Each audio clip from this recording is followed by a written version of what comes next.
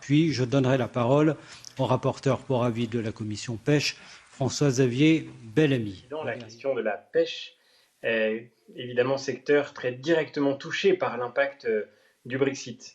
Avec la commission de la pêche, nous avons travaillé sur une première version de notre rapport sur cette question de la réserve et nous abordons un certain nombre de points qui ont été évoqués par les collègues qui se sont succédés avant cette intervention. D'abord, nous avons voulu intervenir sur la question de la base juridique pour pouvoir garantir qu'elle ne rentrera pas en contradiction avec le régime des aides d'État et il me semble fondamental, comme nous l'avons fait dans le cadre des aides pour les arrêts temporaires dans la période du coronavirus, que nous nous dotions d'un outil juridique adapté à l'aide que nous devons apporter dans cette période exceptionnelle. Ensuite, nous avons souhaité revenir sur la question du ciblage des différents secteurs touchés par la pêche. Je soutiens vraiment de façon très forte, et je le remercie pour cette proposition, la décision de Pascal Arimont de figer de manière plus claire le montant des financements réservés à la pêche à travers un earmarking à l'intérieur de la réserve. Aujourd'hui, le montant est purement indicatif. Nous souhaitons, nous aussi, comme Pascal Arimont, rendre plus obligatoire l'affectation de ces fonds en considérant que les fonds réservés à la pêche doivent constituer un plancher, un minimum que les États membres devront respecter dans l'affectation des financements. Comme ma collègue Irène Tolleray, nous souhaitons aussi écarter des secteurs qui n'ont pas été touchés par le Brexit. C'est une mesure d'équité. Je pense en particulier au secteur des services financiers. Bien sûr, le Brexit a eu un impact sur ce secteur économique, mais toute la documentation aujourd'hui disponible prouve que cet impact n'était pas négatif. De fait, il y a eu aussi des activités qui ont quitté le Royaume-Uni pour s'installer dans nos pays européens. Il me semble qu'il n'y a pas de raison de considérer que les services financiers devraient faire partie des secteurs qui vont être appuyés par cette réserve. L'argent dont nous disposons peut paraître important, mais les besoins sont immenses et nous devons faire l'effort d'allouer ces moyens là où ils sont le plus nécessaires.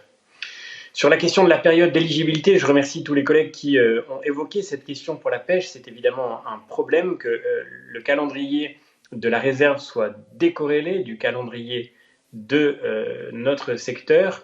Comme vous le savez, nous entrons dans une période de transition qui, je le rappelais, s'achèvera à l'été 2026. C'est à ce moment-là que l'impact sera le plus fort. Il serait évidemment catastrophique que nous n'ayons plus de financement à apporter au secteur dans le moment où les conséquences se feront sentir de la façon la plus dure.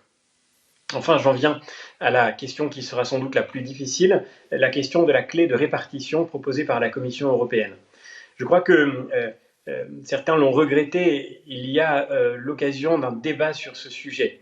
Moi, je ne le regrette pas, je pense que c'est notre responsabilité comme Parlement de mettre cette question sur la table. Nous devons absolument garantir que la clé de répartition soit la plus cohérente, la plus transparente, la plus lisible possible par tous les acteurs concernés, de manière à ce qu'il n'y ait pas de soupçons sur la manière dont les fonds vont être répartis à la fin. Ça n'a rien d'une évidence, ce n'est pas une question facile et toutes les positions sont respectables, mais il me semble que malgré tout, de manière forte et claire, je le dis, le point de départ dont nous partons n'est tout simplement pas défendable. Aujourd'hui, la clé de répartition n'est pas cohérente et elle ne l'est pas en particulier sur la question de la pêche. Je partage le sentiment de plusieurs de nos collègues qui se sont exprimés jusque-là. Rapporter par exemple l'impact de la pêche à la dépendance vis-à-vis des eaux britanniques du pays concerné, c'est d'une certaine manière ne pas prendre au sérieux ce que traversent les pêcheurs eux-mêmes.